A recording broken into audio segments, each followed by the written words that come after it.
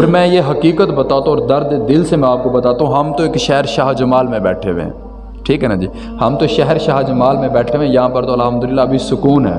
میں آپ کو لاہور شہر کی بات بتاؤں کہ ایک علامہ صاحب کو میں خود ملنے گیا ہوں، میں کسی کتاب کی بات نہیں کر رہا، میں حقیقت بتا رہا ہوں کہ میں ایک علامہ صاحب کو ملنے گیا، دوست سے ہمارے ساتھ پڑھتے تھے، دورہ حدیث کیا ہمارے ساتھ جامعہ میں، تو ہم ان کو ملنے گئے تو ماشاءاللہ مسجد بڑی خوبصورت تھی،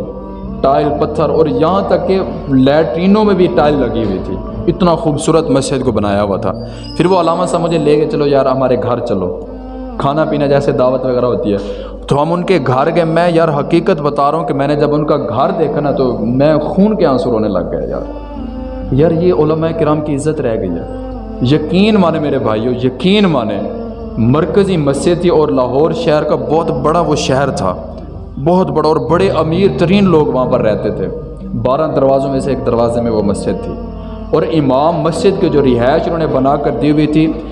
اس میں صرف اور صرف 2 چارپائیاں آتی تھیں بس، ان کی فیملی بھی رہ رہی ہے، کھانا پینا بھی ادھر ہے، باقی اور ہر چیز، مطلب کہ میں وہ بات یہاں پر کر نہیں سکتا، ہر چیز ادھر تھی،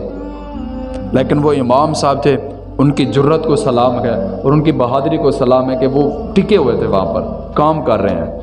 اور میں بڑے درد دل سے یہ بات کرتا ہوں کہ ہماری مساجد میں نا بلا وجہ پنکھے بھی تبدیل ہو جاتے ہیں، ہماری مسجد میں بلا وجہ ٹوٹیاں بھی تبدیل ہو جاتی ہیں، ہماری مسجد میں بلا وجہ صفیں بھی تبدیل ہو جاتی ہے، سپیکر ہم اچھے لگوا لیتے جس کی ضرورت ہی نہیں ہے، لیکن نہیں تبدیل ہوتی تو امام مسجد کی تنخواہ نہیں تبدیل ہوتی، حقیقت بات ہے، اس کو ہمیں سوچنا چاہیے۔ ایسے ہے نا،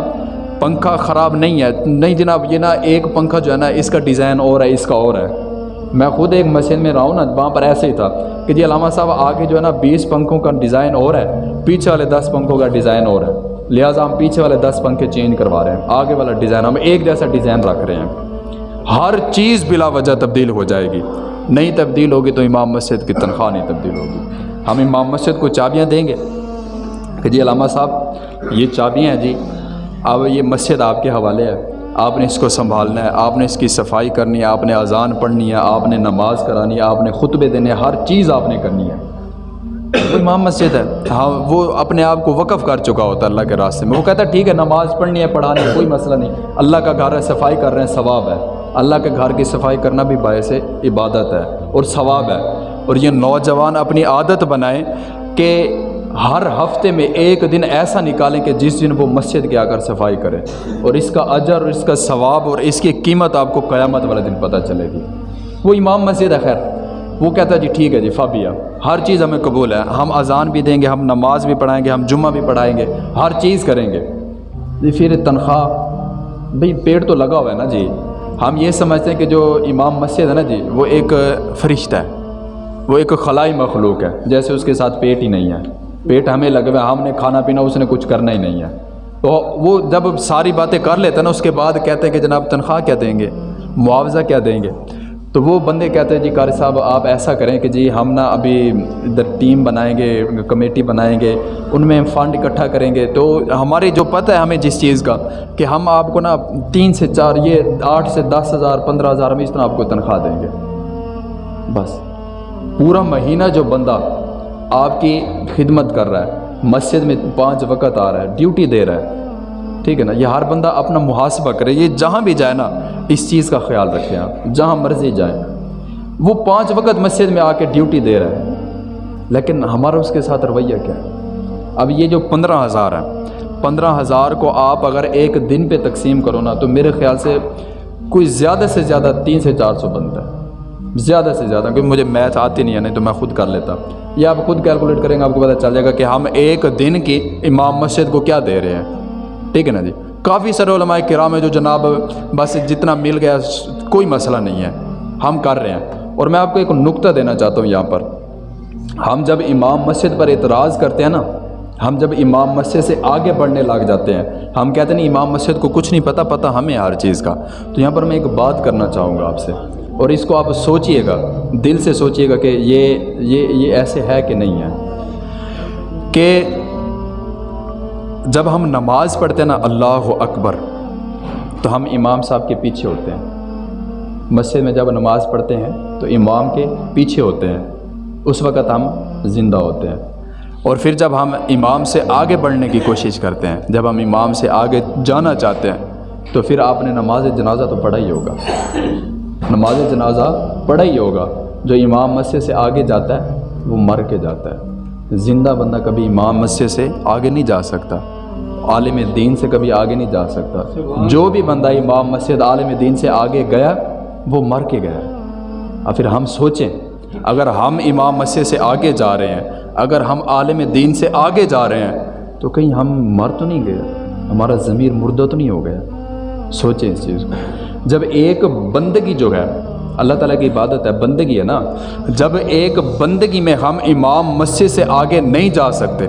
عبادت تو رب کی ہے نا، لیکن ہم امام مسجد سے آگے نہیں جا سکتے، جب ہم بندگی میں امام مسجد سے آگے نہیں جا سکتے تو ہم زندگی میں امام مسجد سے آگے کیسے جا سکتے ہیں؟ سوچنا چاہیے نا ہمیں یہ بات۔ امام مسجد کا کیا قصور ہے؟ ہم جو ان کے ساتھ یہ معاملات، یہ رویے رکھتے ہیں، اس کا یہی قصور ہے نا کہ جناب ہمارے مرنے کے بعد ہمارے بچے کو اس قابل کر کے کہ وہ ہمارے لیے ایصال ثواب کرے۔ ہم اپنے امام صاحب کے ساتھ جناب محبت اس لیے رکھتے ہیں، یہ جیسے ہم رکھتے ہیں، میں اپنی بات کرتا ہوں، جیسے ہم محبت رکھتے ہیں جی، یہ محبت ہم اس لیے رکھتے ہیں کہ ہمارے امام صاحب نے ہمارے بچوں کو قرآن مجید پڑھنا سکھایا، اللہ تعالیٰ کی پہچان کروائی، اللہ کے در پر بلایا، ہمارے بچوں کو قرآن مجید حفظ کروایا، اور حفظ قرآن کرنے والے جو بچے ہوتے ہیں اس کے ماں باپ کی شان بڑی کمال ہے، جو قیامت والے دن پتہ چلے گی۔ یہ غلطیاں امام مسجد کی، اور تو کوئی نہیں ہے نا، اور تو کچھ نہیں کر رہا۔ ہم نے امام ختم ہو گیا، ہم نے امام مسجد کے ذمہ 3 کام لگائے ہیں۔ آخری بات میں کرنے لگا ہوں، 3 کام ہم نے امام مسجد کے ذمہ لگائے ہیں، اور آپ مجھے حقیقت کے ساتھ بتائیں کہ کیا ان کاموں میں کبھی کوتاہی ہوئی ہے؟ ہم نے امام مسجد کو محدود رکھا ہے کہ جی آپ نے نماز پڑھانی ہے، امام مسجد نماز پڑھا رہا ہے نا، کوتاہی تو نہیں کر رہا، کبھی اس نے دھرنا نہیں دیا، کبھی اس نے احتجاج نہیں کیا، کبھی اس نے روڈ بلاک نہیں کیا کہ میری تنخواہ بڑھاؤ۔ ہم نے اس کی ڈیوٹی لگائی ہے کہ تو نے مسجد میں نماز پڑھانی ہے، وہ پڑھا رہے ہیں، کبھی لیٹ تو نہیں ہوا، 5 وقت کی نماز باقاعدگی کے ساتھ پڑھا رہا ہے۔ بجلی ہے نہیں ہے، سردی گرمی ہے، بارش ہو رہی ہے، اس کے بچے جس طرح مرضی ہیں وہ آ رہا ہے، اپنی ڈیوٹی دے رہا ہے۔ ایک چیز۔ دوسری چیز، آپ نے نماز جنازہ ہمارا پڑھانا ہے، امام مسجد پڑھا رہا ہے نا، وہ کبھی اس نے یہ تو نہیں کہا کہ میں جناب میں جی دھرنے میں بیٹھا ہوں جی، میں احتجاج کر رہا ہوں، میری تنخواہ نہیں بڑھ رہی لہٰذا آپ اپنا آپ ہی کرو۔ وہ نماز جنازہ بھی پڑھا رہا ہے۔ تیسرا، نکاح بھی، وہ بھی امام مسجد ٹائم پہ آ کے پڑھاتا ہے۔ ہر چیز جو ہم نے امام مسجد کے ذمہ لگائی تھی، 3 کام، وہ پورے بخوبی انجام دے رہا ہے۔ اب ہم دیکھیں کہ ہم اس کے ساتھ کیا کر رہے ہیں۔ وہ تو اپنی جناب ڈیوٹی دے رہا ہے پورے طریقے سے، ہم اس کے ساتھ کیا کر رہے ہیں۔ جتنا بھی کاروباری حضرات بیٹھے ہوئے یہاں پر، آپ جتنا بھی بیٹھے ہوئے، میں ایک سے نہیں، میں سب سے مخاطب ہوں، جتنا بھی آپ یہاں پر بیٹھے ہوئے ہیں۔ مہینے میں اللہ رب العزت ہمیں 20,000، 1 لاکھ، 2 لاکھ، 10 لاکھ، میں دعا کرتا ہوں کہ اللہ تعالیٰ ہماری معیشت جیسے پہلے تھی ویسے بحال فرما دے، ہم سرخرو ہو جائیں، ٹھیک ہے نا جی، ہمارے مالی حالات جو ہے نا بڑے اچھے ہو جائے۔ اگر ہم ایک مہینہ میں 20,000، 30,000 کماتے ہیں نا جی، تو ایک اپنے دل میں نیت کریں،